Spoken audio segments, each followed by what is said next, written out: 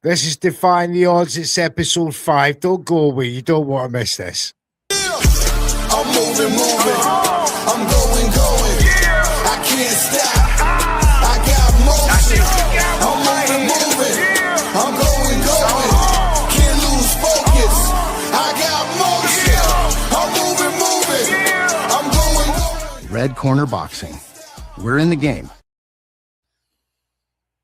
Yes, welcome, ladies and gentlemen, to Red Corner Boxing. We're proudly sponsored by Z Stories and Boxing Fight Zone.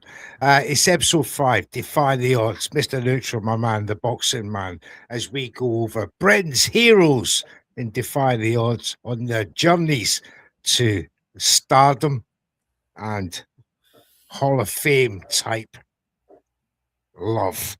Brett, you've picked an absolute cracker once again. Carl Froch versus Lucian Bute. 5-year IBF champion, unbeaten. Very much a hard-hitting Canadian Romanian. And again, fancied even on away ground to take Carl Froch to the cleaners. Yeah. A lot of media and that boxing fans and pundits alike were, on the Canadian side due to the fact that Carl Froch had lost to Andre Ward the previous fight. Yeah, I mean, going into this fight, to be honest, mate, it's a typical British media narrative, isn't it? Froch had been slightly embarrassed by what seemingly is going to go down as one of, well, whether you like his style or not, let's not get into that. Whether you like Andre Ward's style, Andre Ward will go down as one of the greats. He didn't have any answers for Ward. So the typical narrative was that Froch was finished, and he was going in with a killer that had 30 fights, won 30, and I do believe he had 24 knockouts going in. So, going into even though it was on home soil, it was a shit or bust fight for Carl. Yeah, absolutely. As part of this Super 6 series that he had been invited to. I mean, I remember going back and thinking back at the time how as WBC champion, knowing the risks involved in just going through the channels to get to the final, his belt would be on the line in every fight. Yeah. And I often wondered, that was such a gamble, especially after winning that vacant belt off Michael Abraham. Let's have it right, mate. To all of those fighters that were in the Super 6, I know they did it again with the Smith and Eubank and Groves one. But if you think about it, it was never done at this magnitude again, was it? It's never been repeated again. These were all serious fighters, and to think that you had Kessler and Ward and Durrell. Look what Durrell went on to do after this. All those fighters. This was, like you said, this took real courage to be involved in that Super 6 prior to this. Yeah, absolutely. We covered the Jermaine Taylor Defying the Odds when he went over to Mashan Tuckett and did the business, against Jermaine Taylor. And he was just starting to make his name for himself. He defended against Andre Durrell.